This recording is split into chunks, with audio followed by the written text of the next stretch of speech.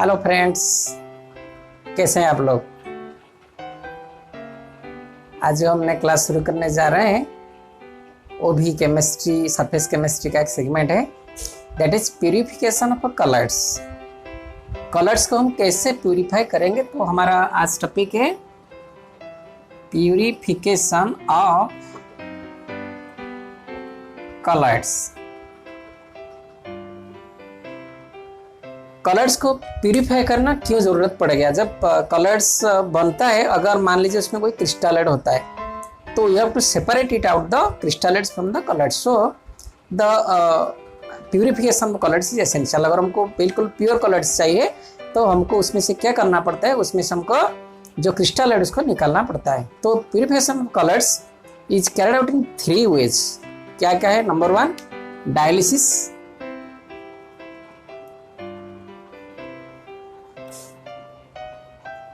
Number 2 ultra filtration,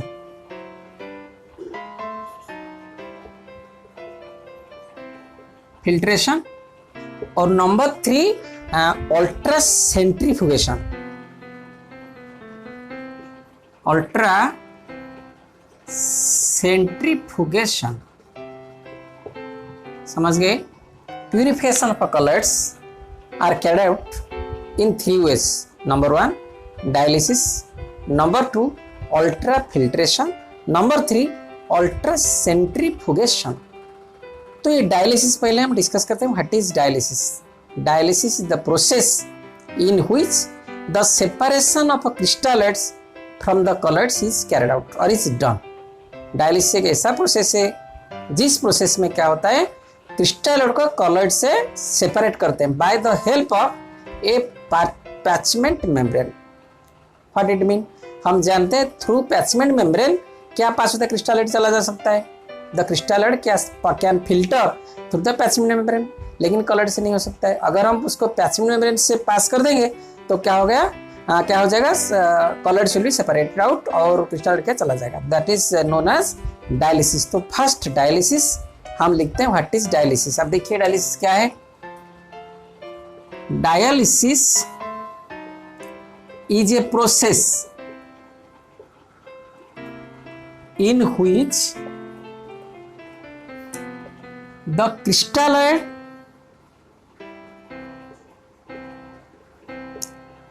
is separated out from the colloids by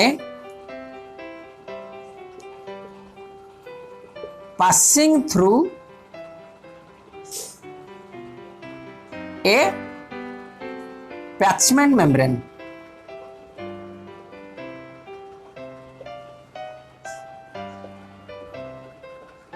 ठीक है ना। अगर हम सॉल्यूशन को एक पैचमेंट मेम्ब्रेन में पास कर देंगे तो क्या होगा, द क्रिस्टलाइड्स विल गो आउट और विल चला जाएगा और क्या बच जाएगा, कलर्स बचा जाएगा। तो कलर्स हो जाएगा, that is pure colloids. So dialysis is a process in which the crystalloid is separated out from the colloids by passing through a parchment membrane. ये डायलिसिस कितने तरह के होते हैं? नंबर 1 ग्राम्स डायलाइजर और दूसरा क्या है, इलेक्ट्रो डायलाइजर। समझे आप। ये डायलिसिस जो होता है 2 जरिए में होता है या 2 इंस्ट्रूमेंट से होता है। एक नंबर 1 ग्राम्स डायलाइजर, दूसरा इलेक्ट्रो डायलाइजर। समझ गए आप। तो हम लिखते हैं उसको, this is carried out by number 1 grams dialyser, number 2 electro dialyser. ठीक है।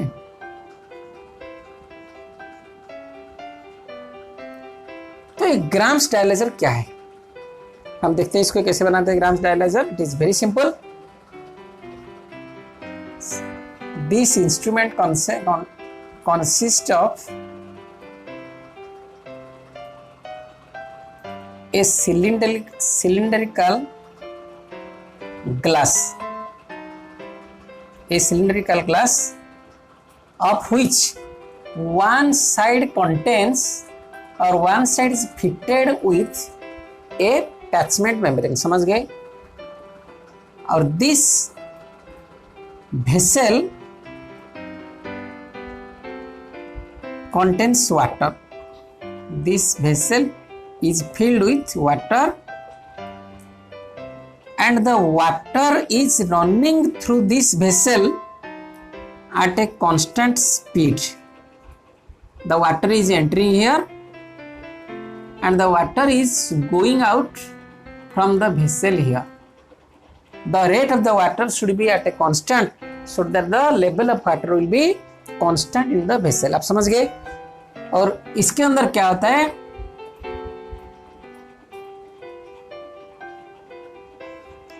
इसके अंदर हम लेते हैं कॉलॉइड्स। समझ गए आप? इसके अंदर हम कॉलॉइड सॉल्यूशन लेते हैं। जब हम कॉलॉइड सॉल्यूशन लेते हैं क्या होता है, इधर क्या होता है, ये मेम्ब्रेन है तो यहाँ जब वाटर पास करता है इसके अंदर, वाटर इसके अंदर भी घुसता है, ठीक है ना। जब वाटर इसके अंदर घुसेगा, इसके अंदर जो कौन सा होगा, क्रिस्टलोइड हो गए। तो क्रिस्टलोइड हम जानते हैं it will pass through the parchment membrane. ये जो मेम्ब्रेन है इसके अंदर क्रिस्टलोइड क्या होगा, it will come out through this water and will go out by this. इसके अंदर बचेगा क्या, ओनली क्या बचेगा, ओनली कॉलॉइड्स बचेगा। तो colloids will be purified by this is known as Graham's dialyser. समझ गए आप? क्या है इसका, एक ग्लास का सिलिंड्रिकल शेप का एक ग्लास है, उसका एक साइड में एक क्या है दे रखा है, दैट इज मेम्ब्रेन, पैचमेंट मेम्ब्रेन। हम यहाँ लिख सकते हैं दैट इज पैचमेंट मेम्ब्रेन।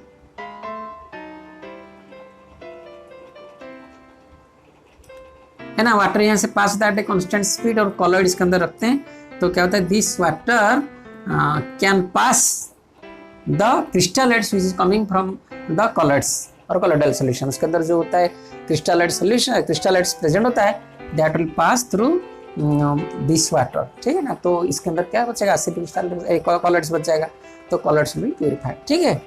अब दूसरा हम लिखते हैं क्या, electric dialyser by electro dialyser. Electro dialyser क्या है, बिल्कुल सेम ये जो ग्राम्स डायलाइजर है इसमें भी इलेक्ट्रो डायलाइजर। अगर हम इस पे इधर एक इलेक्ट्रोड डाल देंगे, इलेक्ट्रोड कंस्ट्रक्शन सेम, बस इधर इलेक्ट्रोड हम डाल देते हैं, एक नेगेटिव एक मान लीजिए, this is negative this is positive. तो क्या होगा, ये जो क्रिस्टलोइड हम जानते हैं क्रिस्टलोइड क्या है, अगर वो इलेक्ट्रोलाइट होगा, क्रिस्टलोइड अगर इलेक्ट्रोलाइट होगा, मान लीजिए NaCl उसके साथ है, तो उसमें क्या होगा, Na+Cl- होगा, Na+ होगा Cl- होगा। तो Na+Cl- क्या होगा, Na तुरंत आके इधर लग जाएगा, यानी Na+ अगर होगा तो इधर आके Na इधर लग जाएगा और Cl क्या इधर लग जाएगा, यानी स्पीड क्या हो जाएगा, ज्यादा हो जाएगा। सेपरेशन क्या होगा, the speed of the separation will be high. समझ गए आप? If the crystalloids are present or crystalloid present is an electrolyte which gives ion, so that can be separated out by the application of two electrodes or by the fitting of two electrodes, and it will speed up the filtration or the dialysis process of dialysis। आप समझ गए? ये क्या करेगा, ये जो यहाँ मान लीजिए ये नेगेटिव पोल है, ये पॉजिटिव पोल है, तो पॉजिटिव पोल को कौन सा आ जाएगा, आयन से आ जाएंगे, और नेगेटिव पोल को कौन जाएगा, कैटायन से ले जाएंगे। आप समझ गए अभी? तो इसको बोलते हैं electro dialyser. Electro dialyser is same, only here क्या होता है, ग्राम डायलाइजर में दो इलेक्ट्रोड लगाया जाता है। आप समझ गए अभी? So you can write the same construction, same principle, same mechanism, only तो application of electrical field is here, ठीक है। अब तीसरा आ गया, सॉरी दूसरा, अल्ट्रा फिल्ट्रेशन। क्या है, अल्ट्रा फिल्ट्रेशन। अब हम इसको डिस्कस करते हैं। Ultra filtration, ultra filtration is nothing but filtration to the parchment membrane. लेकिन पैचमेंट मेम्ब्रेन का पोरस को क्या किया जाता है, और it is reduced, the size of the pores is getting is made reduced, और उसका साइज क्या किया जाता है, और छोटा किया जाता है। अल्ट्रा फिल्ट्रेशन उसको कहते हैं। कैसे किया जाता है, मान लीजिए ये एक मेम्ब्रेन है, हम इसको मेम्ब्रेन ले रहे हैं, जो ऑर्डिनरी मेम्ब्रेन होते हैं उसका क्या साइज, पोरस साइज क्या होता है, लगभग अबाउट 10⁻⁻⁶ मीटर इसका पोरस साइज होता है। किसका, जो पैचमेंट मेम्ब्रेन का।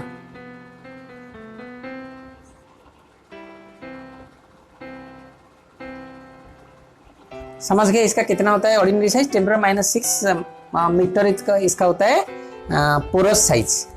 ये पोरस को अगर और हम छोटा कर देंगे, अगर और छोटा कर देंगे तो क्या होगा, मतलब कॉलॉइड्स और जाएगा ही नहीं, जो सिर्फ चला जाए क्रिस्टल चला जाएगा तो अल्ट्रा फिल्ट्रेशन उसको कहते हैं। उसको कैसे किया जाता है, इसको किया जाता है, ये जो हमारा फिल्टर पेपर है, फिल्टर पेपर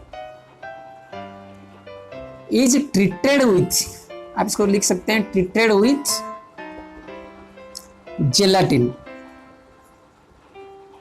जेलाटिन एक कलर्ड सॉल्यूशन है, उसको क्या करते हैं जेलाटिन में ट्रीट कर देते हैं, और जेलाटिन के बाद उसको जेलाटिन में डुबा के क्या करते हैं, it is being hardened by soaking with formaldehyde. इसको क्या करते हैं जब जेलाटिन के साथ ट्रीट कर दिए फिर क्या कहता है सोकिंग विथ फॉर्मल्डिहाइड, क्या कहता है हार्डनिंग। इसको हार्डनिंग किया जाता है सोकिंग विथ फॉर्मल्डिहाइड। जब फॉर्मल्डिहाइड के साथ उसको सोक किया जाता है तो क्या होता है वो हार्ड हो जाता है, फिर वो that is converts into good filter paper in which the diameter of the pores is being reduced. तो क्या होता है फिल्ट्रेशन बहुत अच्छा होता है, उसको बोलते हैं अल्ट्रा फिल्ट्रेशन। आप समझ गए अभी।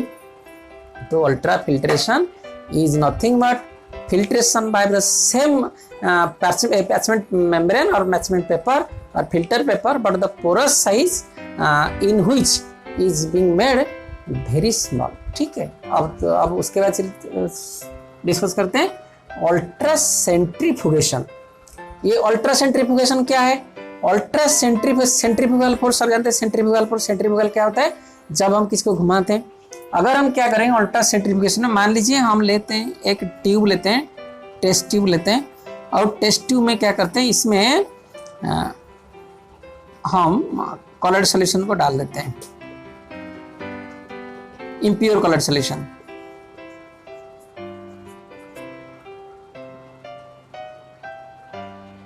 इम्प्योर कलर्ड सॉल्यूशन को इसमें डाल देते हैं, ठीक है।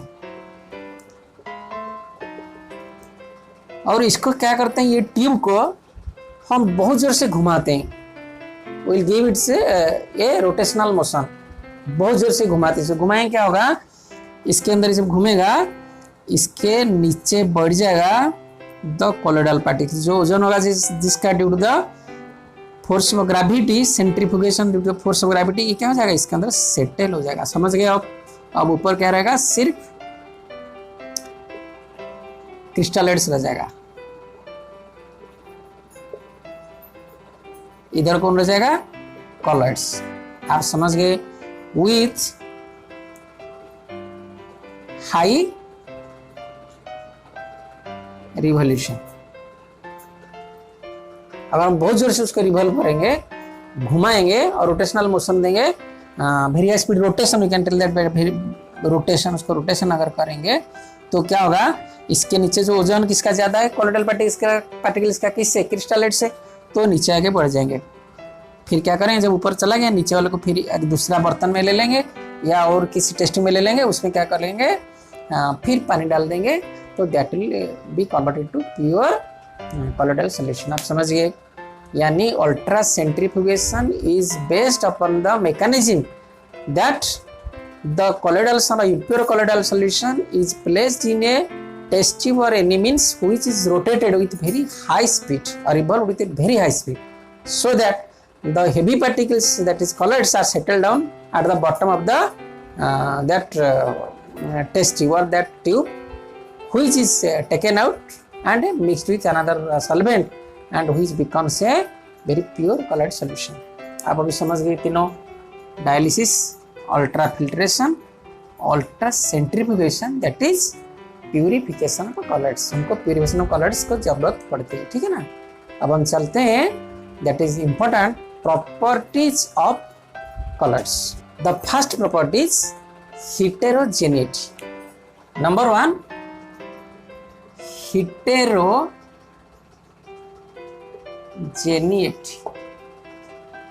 हम आपको पहले बता चुके हैं colloidal solution is heterogeneous in nature because it consists of two phases. Number 1 is dispersed phase, number 2 dispersion medium. Dispersed phase,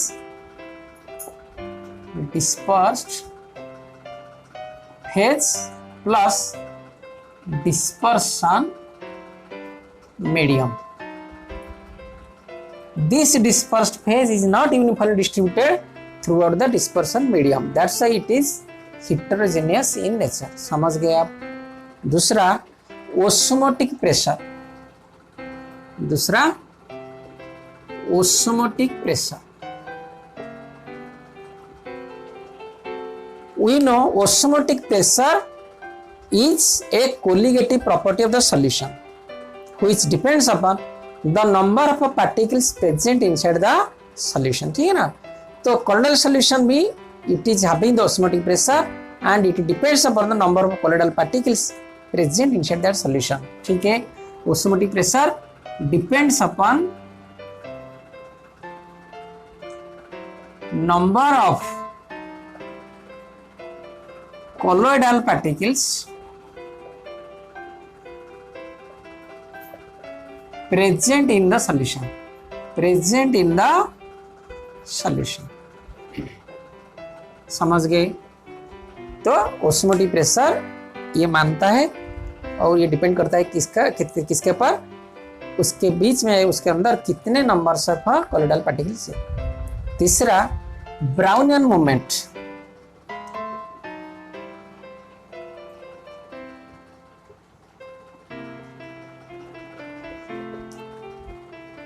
Brownian movement क्या है? The zigzag motion of the particles, colloidal particles, the zigzag motion of the colloidal particles inside the colloidal solution. ये zigzag Brownian movement आपने देखा होगा अपने घर पे। अगर आपके घर पे छत पे कहीं भी छेद और छेद में सुबह सुबह सूरज का किरण उसमें आता हो, ये सबसे अच्छा दिखता है ठंड के दिन में। एक बीम आता हो सन रे का, सूरज किरण का एक बीम आता हो, उसमें आप देखा ना बहुत से particles, that is dust particles, are just in with very zigzag motion, very random motion, that is known as Brownian movement. इसका नाम क्यों ब्राउनियन मूवमेंट हुआ है? That is due to the scientist who invented it first, that is his name was Robert Brown. ठीक है ना? तो ये zigzag motion it obeys also, it shows also zigzag motion, that is Brownian movement due to zigzag motion of colloidal particles.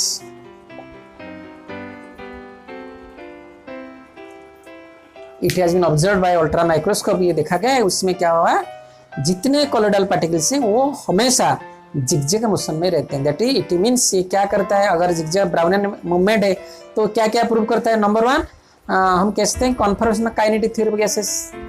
ये अगर prove करता है, हम उसको ए लिखेंगे, it proves kinetic theory of gases.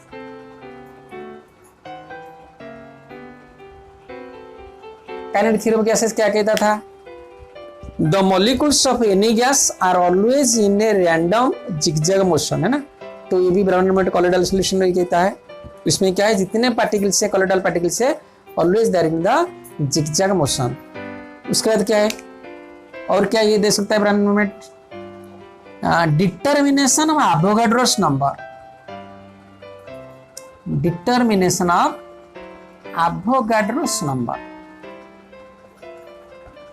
बच्चों ये भी बहुत अच्छी बात है। आप देखिए, bye the help of this colloidal property, this Brownian movement of colloidal solution, we can calculate the Avogadro's number.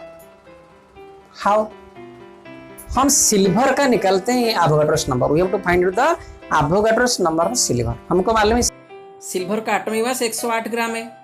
अगर हम सिल्वर का Avogadro नंबर निकालना चाहते हैं तो हम 108 ग्राम लेंगे। अगर 108 ग्राम हमने ले रखे हैं तो उसमें कितना आटम होगा? 6.023 23 होना चाहिए। लेकिन इतना ज़्यादा हम नहीं लेंगे। हम क्या करेंगे, 108 ग्राम का 100 भाग लेंगे, यानी उसमें 100 में डिवाइड कर दो, कितना हो जाएगा? 1.08 ग्राम। अगर 1.08 ग्राम हम लिया किसको, सिल्वर को, तो उसमें अगर हम गिनेंगे तो कितना पार्टिकल्स होंगे? 6.023 × 23 डिवाइड बाई 100। तो हम कैसे गिनेंगे उसको? हम ऐसे गिनेंगे by the help of ultra microscope. ठीक है ना? अगर अल्ट्रा माइक्रोस्कोप लेकर हम गिन लेंगे तो हमको पता चल जाएगा कितने नंबर उसमें पार्टिकल्स है, because that will in the form of colloidal particles. हम सिल्वर ले रखे, हमको पता है silver form the colloidal particles. तो अगर हम 1.08 ग्राम लेंगे, उसमें जितना होगा हम उसको 100 में गुणा कर देंगे। हम देखेंगे that will be equal to the Avogadro's number. आप समझ गए? ठीक, अच्छा है ना, इस बहुत अच्छा आइडिया ना। उसके बाद स्टेबलाइजिंग कोलोइडल सॉल्यूशन, ये भी वेरी इंपॉर्टेंट है। और क्या ये ब्राउनियन मूवमेंट करता है? Stabilising colloidal solution.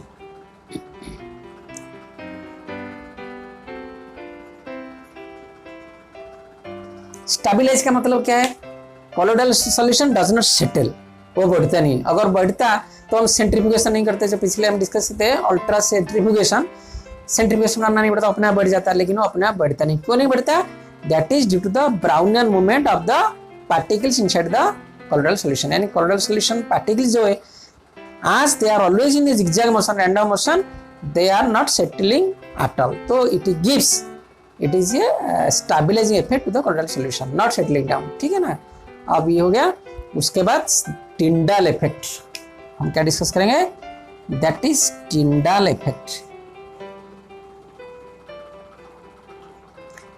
This is due to scattering of light. Scattering of light, हम जानते हैं the sky is looking blue, the water of the sea is looking blue, and the tail of the comet, everything that's effects are only due to the Tyndall effect. Tyndall effect is only due to the scattering of light. अगर हम कोई colloidal solution के ऊपर light डालेंगे तो क्या होगा? That light through that colloidal solution will turn into bluish light. How it is coming? क्यों उसका लाइट ब्लू हो गया? Due to the scattering of light on the particles of the colloidal solution। मान लीजिए हम एक ये ले रहे हैं, इसके अंदर colloidal solution particles है, ठीक है ना?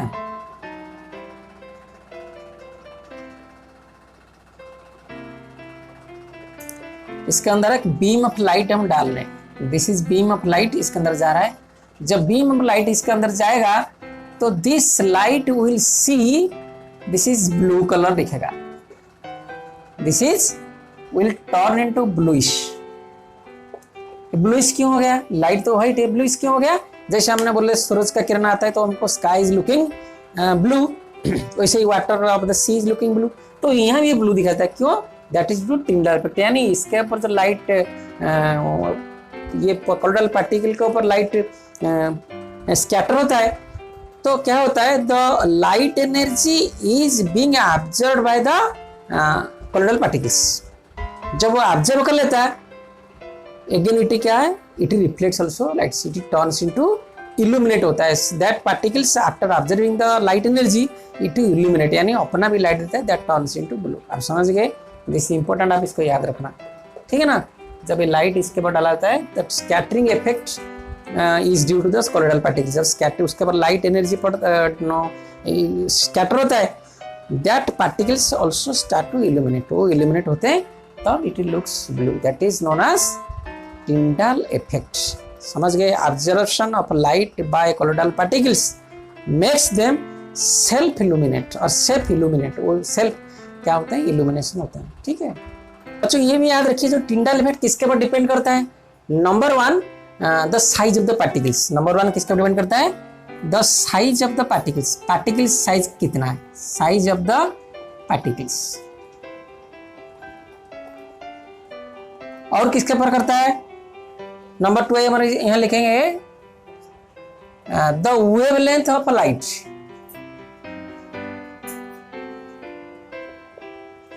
जो लाइट इसके ऊपर डालते हैं हम, what is the wavelength of that light. समझ गए? उसके बाद रिफ्रैक्टिव इंडिसेस।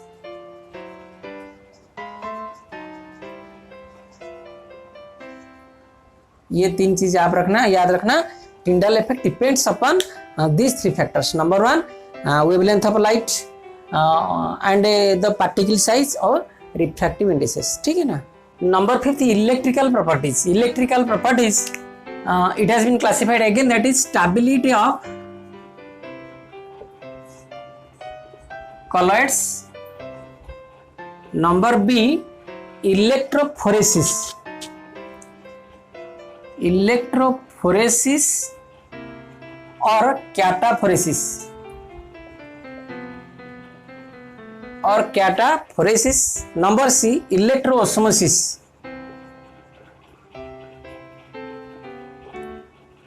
इलेक्ट्रो ओस्मोसिस, ये जो तीन है, पहले स्टेबिलिटी ऑफ कलर्स, दूसरा इलेक्ट्रोफोरेसिस और कैटाफोरेसिस, नंबर सी इलेक्ट्रोओस्मोसिस। ये स्टेबिलिटी ऑफ कलर्स कैसे होता है due to the electrical charge, you have to understand that. तो अब देखिए पहले stability of colours that is due to the electrically charged particles of that colloidal solution, यानी colloidal particles are electrically charged. It has been experimentally seen that either the colloid may be positive colloidal solution, negative colloidal solution। अगर ferric hydroxide हम लेते हैं तो वो होगा positive souls, एक example, या एल्यूमिनियम हाइड्रोक्साइड लेंगे वो पॉजिटिव होगा, लेकिन अगर गोल्ड और सिल्वर का लेंगे तो वो क्या हो जाएगा, नेगेटिव सॉल्स होता है। तो it means the colloidal particles are bearing certain charges, either positive or negative।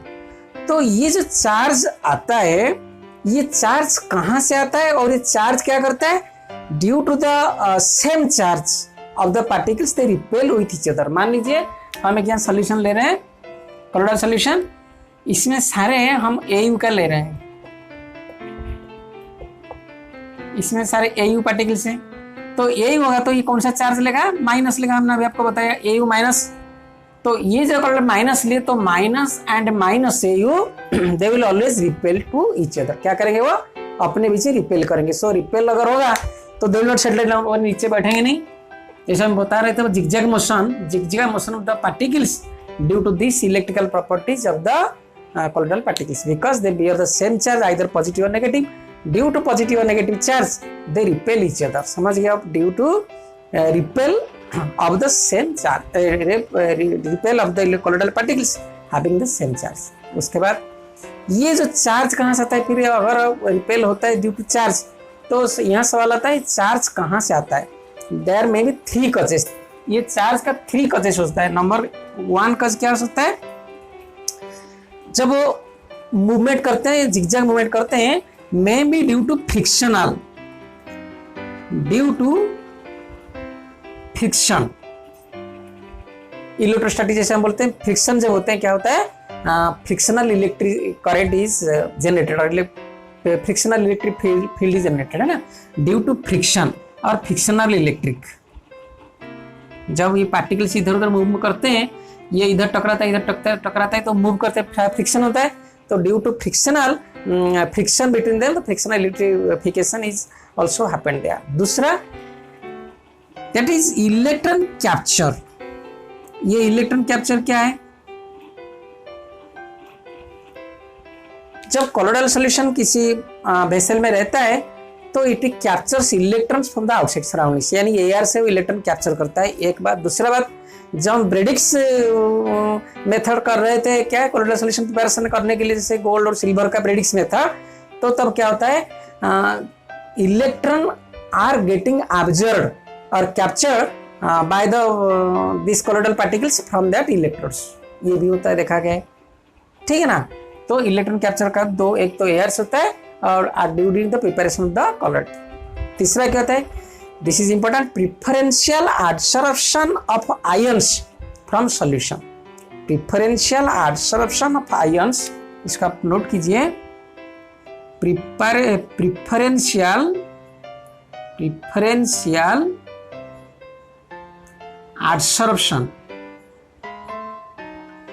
adsorption of charges or ions, preferential adsorption of ions or charges from the solution। क्या इसका मतलब, मान लीजिए हम ये करते हैं FeCl3 को हाइड्रोलिसिस करते हैं तो हमको क्या निकलता है, FeOH3, दैट इज क्या होता है, ये कॉलोइड सॉल्यूशन फॉर्म होता है, FeOH3। ये जो FeOH3 कॉलोइडल सॉल्यूशन फॉर्म होता है, ये क्या करता है, it absorbs Fe3+ ion from the solution. आप समझ गए, जब FeCl3 को हम हाइड्रोलाइज करके FeOH3 that is ferric hydroxide हम कॉलोइडल सॉल्यूशन प्रिपेयर करते हैं, तो FeOH3 क्या करता है, उसके अंदर जो Fe+ से 3+ आयन होता है, FeCl3 जो निकलता है वो that observe, that positive sols हो जाता है। जो ये प्रिफरेंशियल क्या है, वो ऑब्जर्व होता है, Fe3 ऑब्जर्व ना कि Cl- ऑब्जर्व करता है, समझ रहे हैं आप? Cl माइनस ऑब्जर्व नहीं करता, क्या ऑब्जर्व होता है? Fe3+ ऑब्जर्व करता है। वो जो Fe3+ ऑब्जर्व करता है तो क्या होता है? प्रेफरेंशियल एब्सॉर्प्शन आयंस, तो सारे पॉजिटिव चार्ज हो गए, तो क्या होता है? इलेक्ट्रिक दैट इज स्टेबिलिटी आ जाती है, that is due to the repulsion of the same charge. आप समझ गए अभी? उसके बाद आ गया zeta potential, that is important another, this is stability of colloids के अंदर आता है क्या? Zeta potential. आप इसको याद रखिए, जेटा पोटेंशियल। नंबर 1 हम यहाँ लिखते हैं, जेटा पोटेंशियल। ये जेटा पोटेंशियल क्या है? अभी हम यही फिगर बनाते हैं, आप देखिए इसको अच्छी तरह समझिए। इसमें हमने ले रखा है क्या? कोलोइडल सॉल्यूशन ले रखे हैं। किसका ले रखे हैं? मान लीजिए FeOH3 का ले रखे हैं, ठीक है ना? अगर हम FeOH3 का ले रखे हैं, इसमें क्या ऑब्जर्व हुआ होगा? इसके साथ प्रेफरेंशियल एब्सॉर्प्शन क्या होगा? Fe3 हुआ होगा। तो अगर हम FeOH3 लिखते हैं, FeOH3, तो इसके अंदर Fe3+ मान लीजिए ये सभी के पर ये प्रिफरेंशियली ऑब्जर्व हुआ है चार्ज, इसके ऊपर Fe3, इसके ऊपर Fe3, इसके ऊपर Fe3, तो it will form a layer, it will form a layer. जब लेयर फॉर्म होता है तो it will be totally positive, तो न्यूट्रल नहीं हो सकता है। तो न्यूट्रल होने के लिए क्या होता है? जो इसके अंदर Cl- नेगेटिव होता है, तो that Cl- again coming to near to them and they also form a another layer. ये एक पॉजिटिव लेयर हो गया, positive layer, this is negative layer to neutralize each other. समझ गए आप? ये तो प्रेफरेंशियल एब्सॉर्प्शन के हिसाब से FeOH3 के ऊपर आता है, Fe3+ रुक जाता है, तो इट फॉर्म से पॉजिटिव लेयर। जो पॉजिटिव लेयर को न्यूट्रलाइज करने के लिए उसके अंदर जो Cl- होते हैं वो आते हैं, एक लेयर बनाते हैं, लेकिन उसके अंदर जो हीट होता है कि इसके अंदर जो सॉल्यूशन के अंदर वो इसको ब्रेक कर देता है, तो ये डिफ्यूज हो जाते हैं। ये जो Cl- क्या करते हैं? चारों तरफ डिफ्यूज होता है, तो उसको बोलते हैं डिफ्यूजन लेयर। क्या बोलते हैं? Diffusion layer. तो potential difference between this layers, two differential layers is known as zeta potential. समझ गए आप? The potential difference between two layers, ये क्या हो गया? पॉजिटिव लेयर, नेगेटिव लेयर, लेकिन ये क्या होते हैं? डिफ्यूज हो जाते हैं, तो डिफ्यूजन लेयर उसको क्या कहते हैं? जेटा पोटेंशियल कहते हैं। समझ गए आप? अब हम चलते हैं इलेक्ट्रोफोरेसिस और कैटाफोरेसिस डिस्कस करते हैं। इलेक्ट्रोफोरेसिस और कैटाफोरेसिस हम डिस्कस करते हैं। समझ गए? इलेक्ट्रोफोरेसिस क्या होता है?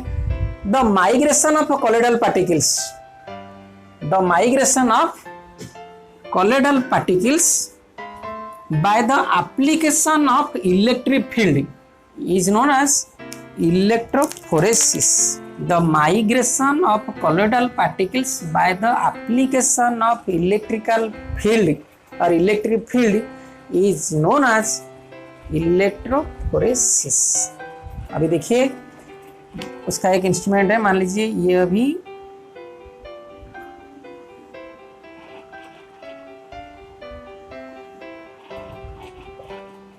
देखो बच्चों, ये एक यू ट्यूब है, इसके बाहर एक गया हुआ है एक्सटेंशन ट्यूब। ये एक्सटेंशन ट्यूब के एट लास्ट ये रिजर्वर फिक्स्ड है ना। पहले क्या होता है? ये ट्यूब में, यू ट्यूब में हम कुछ लेते हैं, पानी ले लेते हैं, some water is poured inside this U tube. उसके बाद क्या होता है? The desired amount of colloidal solution और the colloidal solution is passed through this extended tube from this reservoir by opening this stopper। ये स्टॉपर यहाँ रहता है, स्टॉपर ओपन कर देंगे तो ये क्या होगा? इसके अंदर घुसेगा। जब इधर घुसेगा तो इधर जो पानी होगा that water will come at the top, ये पानी टॉप आ जाएगा, so it will create a differentiating layer, यानी ऊपर पानी है, नीचे क्या है? Colloidal solution. हम समझ जाएंगे पापा, ये पानी है और नीचे क्या है? Colloidal solution. आप समझ गए? ये उधर वाटर, ये कोलोइडल सॉल्यूशन है।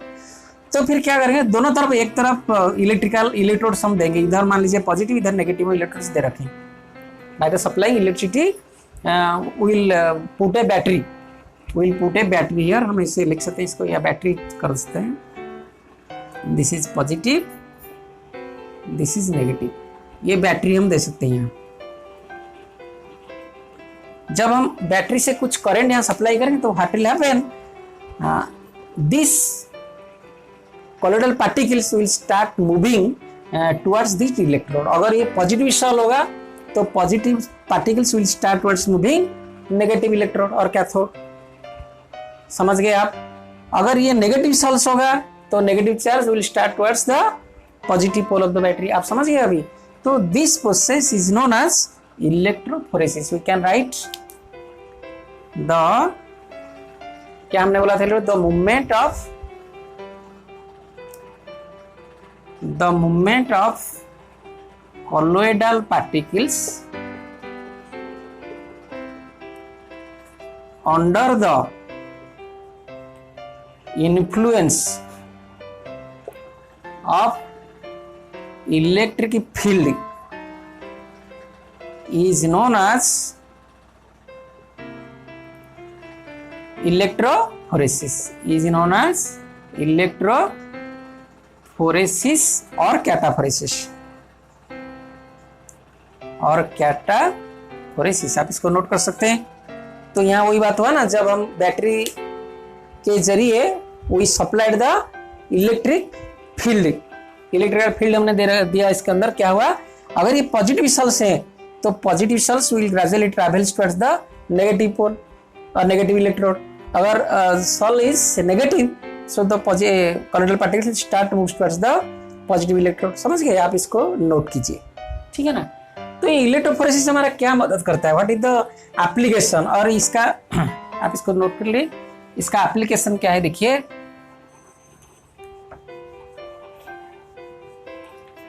Number one application to determine charge on the colloidal particles. Number I, to determine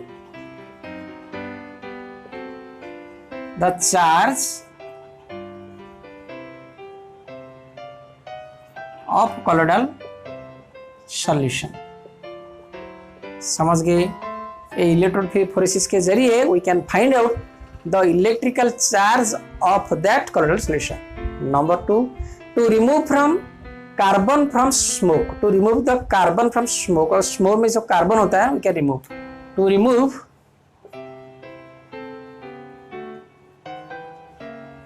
carbon from smoke. ये कैसे होगा भाई? स्मोक में अगर कार्बन होगा तो carbon will form the colloidal solution. So what is it's electrical properties, तो क्या होगा वो उसी, अगर हम ऐसे अप्लाई करेंगे तो दैट विल बी सेपरेटेड, वो मूव करेगा किसके तरफ, रेस्पेक्टिव इलेक्ट्रोड की तरफ। तो क्या होगा, it will be separated from the smoke, ठीक है। It is also used for the electro deposition of rubber. आप इसको याद रखिए, it is also used for the electro deposition of rubber.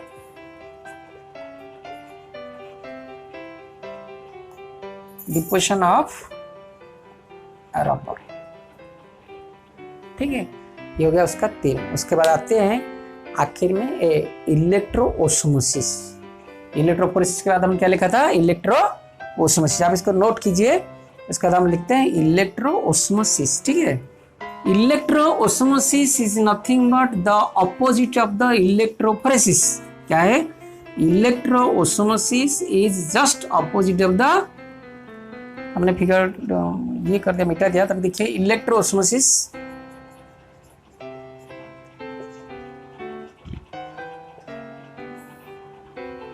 इलेक्ट्रोओस्मोसिस क्या कहते हैं, the movement of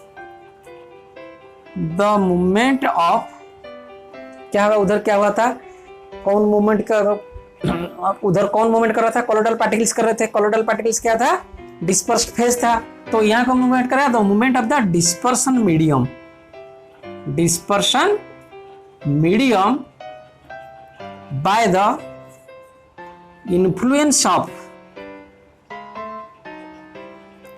electric field is known as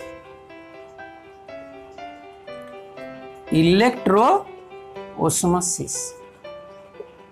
इसका मतलब क्या है, वही मान लीजिए बिल्कुल वही फिगर है, उसमें क्या हुआ, उसमें हम किसको मूव करा रहे थे, colloidal particles, because they are charged. तो इधर क्या करेंगे, by the application of electric field, अगर हमने उसको चेक कर दिया, किसका था, मूवमेंट ऑफ कॉलोइडल पार्टिकल्स को चेक कर दिया, तो क्या होगा, उसके बदले कौन मूवमेंट करेगा, द डिस्पर्सिव मीडियम मूव करेगा। समझ गए आप।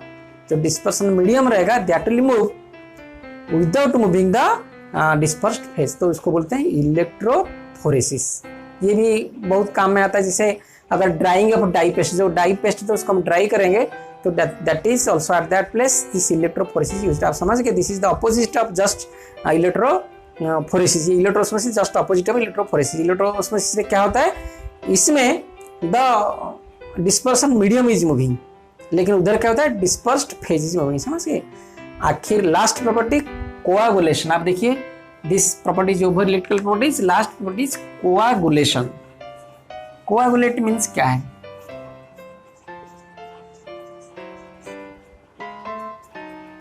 कोआगुलेशन क्या है, the phenomenon of precipitation of a colloidal solution, the phenomenon of precipitation of colloidal solution by adding excess of an electrolyte. इसको फोकुलेशन भी कहते हैं। क्या कहते हैं, फोकुलेशन भी कहते हैं।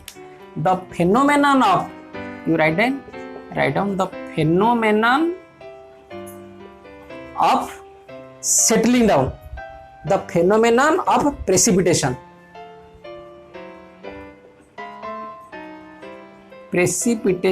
of any colloidal solution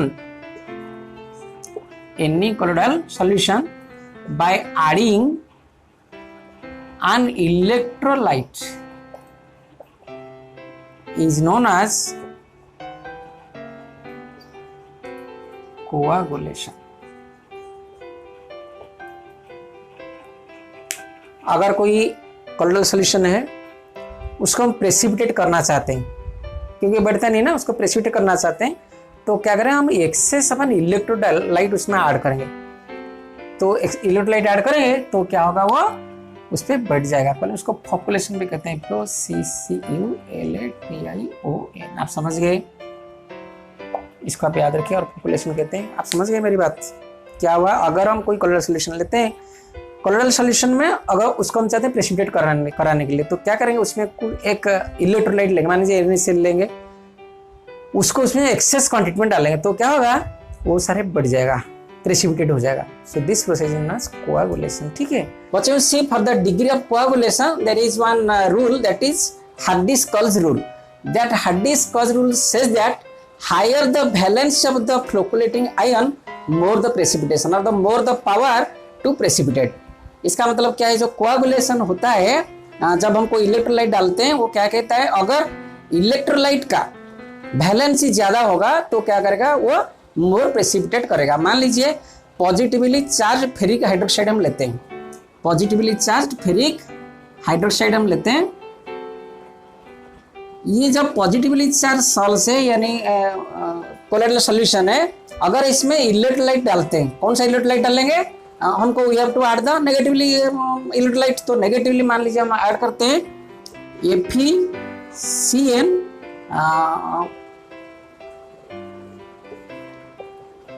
अगर हम ये डालते हैं या और कोई डालते हैं, तो क्या होगा ना, इसका जितना नेगेटिव चार्ज होगा, जितना नेगेटिव चार्ज होगा उसको प्रेसिपिटेट उतना ज्यादा करेगा। इसका मतलब अगर हम लिखते हैं इसका चार्ज है -4 ग्रेटर देन, अगर हम लिखेंगे PO4 -3 greater than SO4 2- greater than Cl-। आप देख रहे हैं अभी इसका मतलब क्या है। अगर हम इसमें डालते हैं इलेक्ट्रोलाइट जिसमें नेगेटिव आयन का चार्ज बहुत ज्यादा होगा, तो इसको प्रेसिपिटेट ज्यादा करेगा। समझ गए, यानी FeCN-6 अगर हम इसका लेते हैं, इसका कितना नेगेटिव चार्ज है -4, PO4 का इतना -3, SO4 का -2, Cl का -1। तो अगर हम इसको डालते हैं तो प्रेसिपिटेशन विल बी मोर और power to precipitate will be more. और इसको डालते हैं उससे थोड़ा कम, इसको डालते हैं इससे थोड़ा, इसको डालते हैं इससे थोड़ा कम, ऐसा देखा गया है। और मान लीजिए ये हो गया पॉजिटिव चार्ज भी है, अगर मान लीजिए negative charge salt, negative salt है, ठीक है ना, मान लीजिए हम नेगेटिवली चार्ज सॉल्ट्स ले रहे हैं,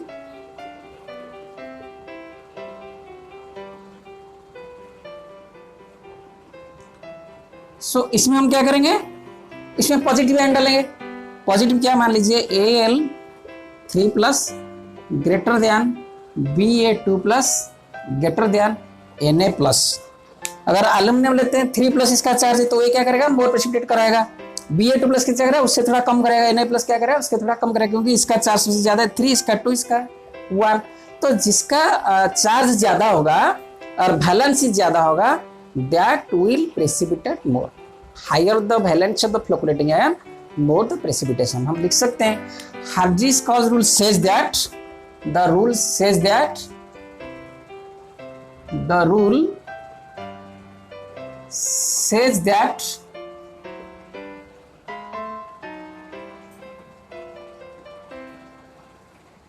the more valency of the electrolyte ion, the power of precipitation will be more। अगर द मोर वैलेंसी, ज्यादा वैलेंसी होगा तो क्या होगा, the power of precipitation will be मोर। यानी जितना ज्यादा वैलेंसी होगा किसका, जो हम इलेक्ट्रोलाइट आयन उसमें डालते हैं, इलेक्ट्रोलाइट डालते हैं, तो उसका अगर आयन वैलेंसी ज्यादा होगा तो क्या करेगा, प्रेसिपिटेशन विल बी मोर। समझ रहे हैं आप? तो इस ऐसे भी देखा गया है, अगर बाईवैलेंट और मोनोवैलेंट लेते हैं तो 100 से 500 गुना ज्यादा हो जाता है, मोनोवैलेंट और बाईवैलेंट। यानी अगर Na प्लस ये लेंगे तो ये जितना प्रेसिपिटेट कराएगा, ये उससे कितना करेगा, 100 से 500 गुना ज्यादा कर देगा, यानी 100 to 500 टाइम्स मोर। अगर ये एक 1 टाइम होता है तो डाईवैलेंट अगर लेंगे तो कितना हो जाएगा, 100 to 500 टाइम्स मोर। ठीक है ना? अगर हम ये 1 टाइम है, अगर ट्राईवैलेंट लेते हैं, तो ये कितना हो जाएगा ना, 500 से 1000। आप समझ गए? अगर हम बाईवैलेंट और मोनोवैलेंट लेते हैं, मोनोवैलेंट से बाईवैलेंट 100 से 500 गुना ज्यादा कर देता है प्रेसिपिटेशन, और ट्राईवैलेंट लेते हैं तो ये मोनोवैलेंट से कितना ज्यादा कर देता है, 500 से 1000 गुना कर देता है। आप इसको समझिए ना। तो इस क्लास को खत्म करने के लिए अब एक हम गोल्ड नंबर पढ़ाते हैं आपको। Gold number, what is gold number? देखिए गोल्ड नंबर क्या है। Gold number,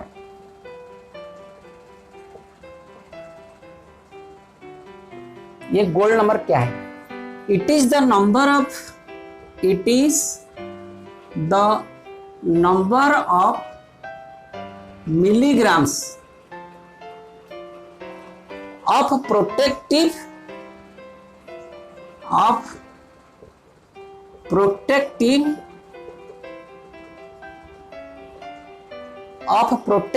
colored which prevents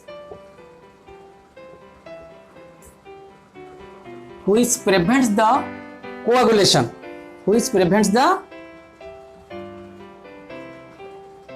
coagulation, of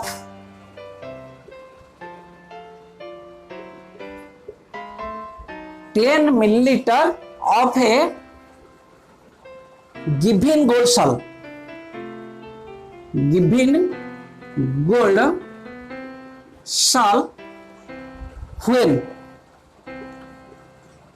1 milliliter of 10% NaCl solution, 10% solution of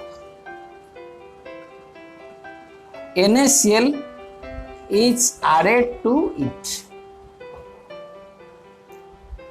क्या इसका मतलब है? अगर हमको एक गोल्ड सोल्यूशन दिया गया है, गोल्ड क्रिस्टल कॉलर सोल्यूशन दे रखा है, कितना 10 मिलीलीटर, अगर हम उसमें 1 लीटर इनिशियल सोल्यूशन डालेंगे जो प्रिपेयर हुआ, कितना स्ट्रेंथ है, 10% से प्रिपेयर किया गया है, तो क्या करेगा ये, कितना milligram, it is the number of milligrams of protective collar, कितना मिलीग्राम्स को प्रोटेक्ट करेगा, वो जो हम सोडियम ले रखे हैं, इनिशियल ले रखे हैं, उसका कितना मिलीग्राम्स प्रिवेंट करेगा कोएगुलेशन ऑफ दैट गोल्ड। यानी हम देखा गया अगर हम गोल्ड कॉलर्स लेते हैं, that is lyophobic in nature, lyophobic nature का जो होते हैं कॉलर्स, वो क्या करते हैं, सेटल हो जाते हैं, ग्रेजुअली सेटल हो जाते हैं। तो prevent that settle to make it stabilize, उसमें कुछ हम क्या करते हैं, लायोफिलिक सॉल्ट डाल देते हैं, लायोफिलिक चीज डाल देते हैं। तो लायोफिलिक NaCl, लायोफिलिक, अगर हम इसमें NaCl लायोफिलिक डाल देंगे तो क्या होगा, it will prevent the settling of the gold collared solution, यानी उसमें गोल्ड जो कॉलर्स है वो बैठेगा नहीं। समझ रहे हैं? तो वो कितना डालेंगे उसको कितना प्रिवेंट करेगा कौन, तो it is the number of milligrams of protective colour. ये प्रोटेक्टिव कलर यहाँ कौन सा हो गया, NaCl हो गया। हम उसमें कितना डालेंगे, तो कितना 10% NaCl बोल रहे हैं, 10% सोल्यूशन। इसका कितना 110% डालेंगे तो कितना नंबर ऑफ मिलीग्राम डालेंगे जो उसको क्या करेगा, प्रिवेंट करेगा। That is known as gold number. आप समझ गए, जो सोनार के दुकान पे मान लीजिए गोल्ड सोल्यूशन बढ़ जाता है, तो to prevent that gold solution, colloidal solution, we have to add sodium chloride to that. कितना मिलीग्राम्स डालेंगे, तो इसका मतलब है smaller is the gold number, the better is the protective action. Are you say right? Smaller is the gold number, better is the protective action। अगर किसका smaller gold number होगा उसका प्रोटेक्टिव ना क्या होगा, ज्यादा होगा, प्रोटेक्टिव ज्यादा होगा, प्रोटेक्टिव एक्शन ज्यादा होगा। समझ रहे हैं आप? और इसमें सबसे अच्छा बनाता है gelatin. Gelatin best protective colour, आप इसको याद रखिए। Gelatin is the best protective color। तो इसका गोल्ड नंबर क्या होगा, बहुत ही कम होगा। समझ रहे हैं आप? तो ये गोल्ड नंबर क्या है आप समझ गए, नंबर ऑफ मिलीग्राम्स। समझ the number of milligrams of the protective colour which prevents the coagulation of 10 millilitre of a given gold cell. अगर 10 मिलीलीटर गिवन गोल्ड सेल दे रखा है, वो क्या बढ़ जाएगा, उसको प्रिवेंट करने के लिए हम कितना नंबर ऑफ मिलीग्राम्स उसमें क्या डालेंगे, इलेक्ट्रोलाइट डालेंगे, यानी लायोफिलिक इलेक्ट्रोलाइट डालेंगे, लायोफिलिक सब्सटेंस डालेंगे so that it will prevent the coagulation of that gold solution. ये आप समझ गए। बस गोल्ड नंबर से हमारा ये क्लास खत्म होता है।